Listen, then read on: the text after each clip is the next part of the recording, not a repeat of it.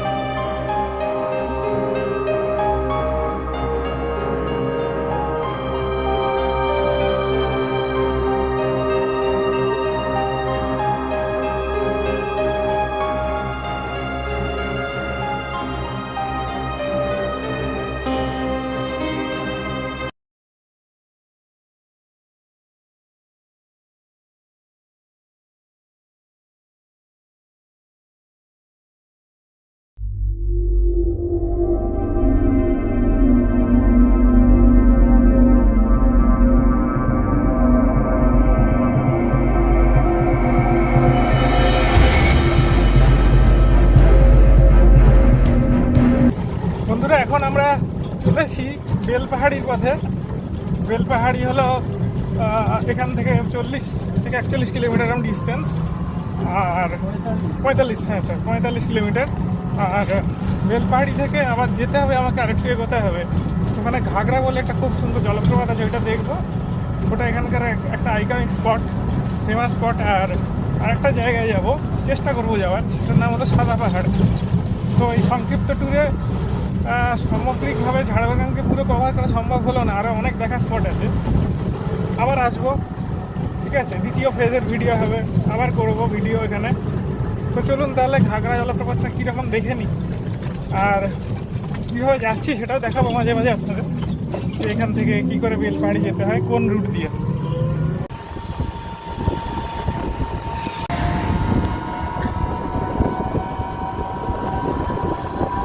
বন্ধুরা, এই জঙ্গলটার নাম হলো মালাবতী জঙ্গল।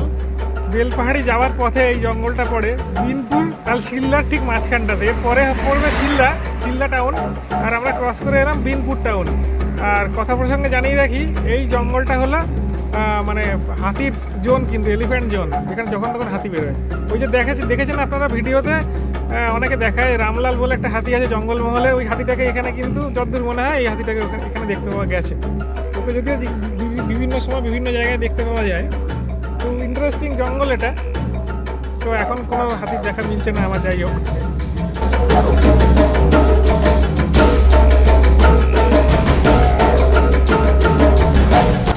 বন্ধুরা, বেলপাহাড়ি এরিয়ার মধ্যে আমরা প্রবেশ করে গেছি, বেলপাহাড়ি ঝাড়গ্রাম।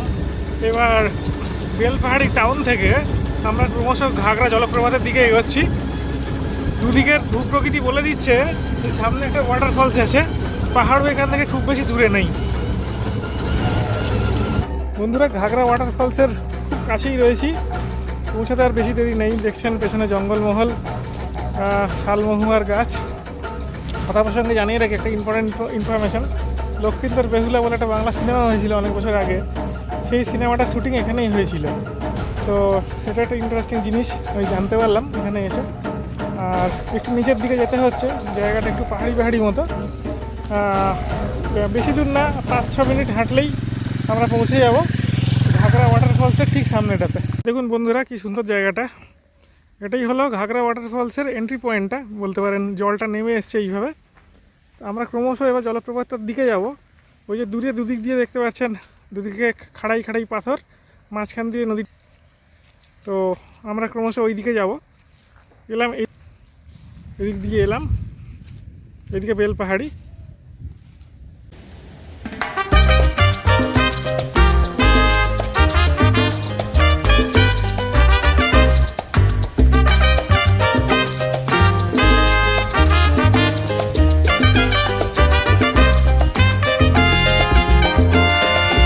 এই দেখুন, এই জায়গাটাতে নদীর জল খুব ডিপ কিন্তু এখানে। আর এই পাথরগুলো বলছে ঝুলে রয়েছে, ঝুলন্ত অবস্থায় রয়েছে, কিন্তু এখান থেকে মনে হচ্ছে যেন মাটির সাথে আঁকড়ে রয়েছে, তা নয়, পাথরগুলো ঝুলন্ত অবস্থায় রয়েছে। সেটাও ডেঞ্জার একটা, মানে কিছু পড়ে টড়ে গেলে পাথর তলা চলে যাবে, খুঁজে পাবে না কেউ।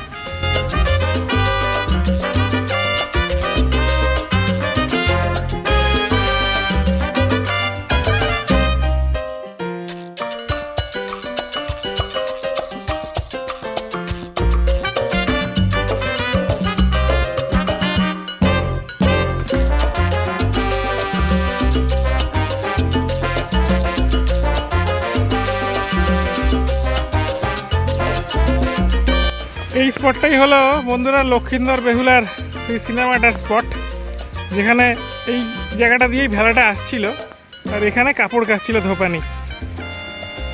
বৃষ্টির ঢুকুঢুকে উপেক্ষা করি বন্ধুরা, আমরা চলেছি এখন তারাফেনী ড্যামের দিকে। দাদা, তারাফেনী ড্যামে যাবেন তো? এবার তারাফেনী ড্যামের দিকে যাব।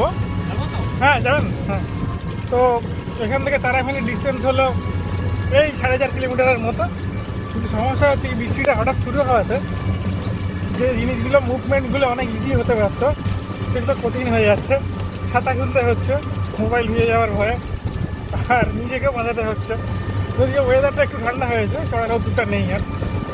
তো চলুন তাহলে বন্ধুরা, তারাফেনী ড্যামটা কীরকম দেখে নিই। অনেকবার এর আগে শুনেছি এই ড্যামটার কথা, তো এইবারে সচক্ষে দেখতে পাবো। বন্ধুরা, বৃষ্টি ভেজা দিনে জল বেরোতে বেরোতে আমরা টোটোয় করে চলেছি তারাফেনী ড্যামের পথে। ঘাগরা ওয়াটারফলস দেখে এবার যাচ্ছি তারাফেনী ড্যামের দিকে। জলটা রাস্তা দিয়ে গড়াচ্ছে, দেখুন একবার এরকম অবস্থা বৃষ্টিতে। ভালোই ছিল একটা, এমনি শুকনোই ছিল, হঠাৎ করে বৃষ্টিটা শুরু হলো আর কি। জল থই থই হয়ে গেছে চারিদিক।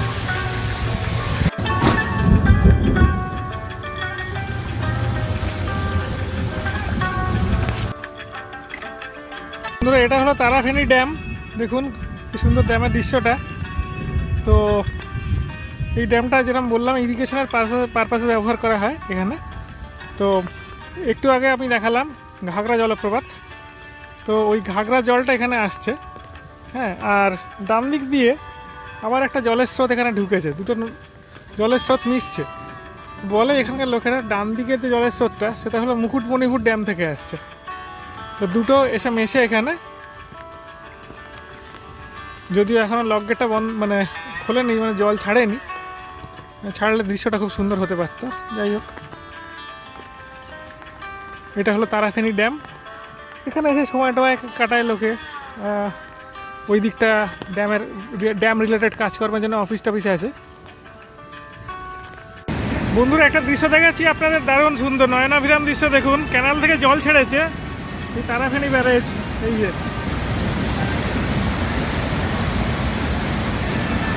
কি জলের স্রোতটা দেখুন একবার, দেখুন কি সুন্দর জলাধারটা। এটা যখন পরিযায়ী পাখিরা আসে এই জলাধারের আশপাশে ঘুরঘুর করে, সেই সময় অনেকে মত পেতে থাকে পাখিদের ছবি নেবে বলে, যারা পাখিদের ছবি নিতে ভালোবাসে এই আর কি। এখানে আরও অনেক জায়গা আছে, যেরকম কানাইশ্বর পাহাড় আছে, গদ্রাসিনী পাহাড় আছে, খেয়াদারানি লেক আছে। আমি যেতে পারলাম না আজকে, আমাকে তাড়াতাড়ি বাড়ি ফিরে যেতে হবে বলে। তো এরপরে আবার ট্যুর করতে হবে, এখানে আসতে হবে এগুলো দেখতে।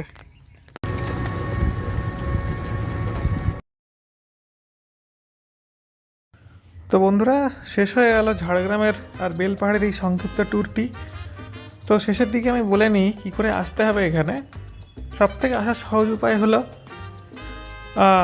আপনারা ইস্পাত এক্সপ্রেসে করে চলে আসুন ঝাড়গ্রাম, হাওড়া থেকে। ঝাড়গ্রামে নেমে পড়ুন, নেমে পড়ে চলে যান ঝুমুর ইকো রিসর্টে, যেখানে আমি ছিলাম। এই ইকো রিসর্টটা খুবই সুন্দর, আর এখানে ভাড়া যে খুব বেশি তা নয়। রুম ট্যারিফ হলো মাত্র 1700 টাকা। এখানে থেকে এক রাত কাটিয়ে আপনারা বাসে করে বা টোটোতে করে চলে আসুন বেলপাহাড়ি এবং বেলপাহাড়িকে সেন্টার করে ঘুরতে থাকুন এই জায়গাগুলোতে। সামগ্রিক খরচার হিসেব যদি দেখেন তাহলে টোটো নিলে টোটো ভাড়া পড়বে 800 টাকার মতো, বাসে এখানে ভাড়া জনপ্রতি 50 টাকা মাত্র।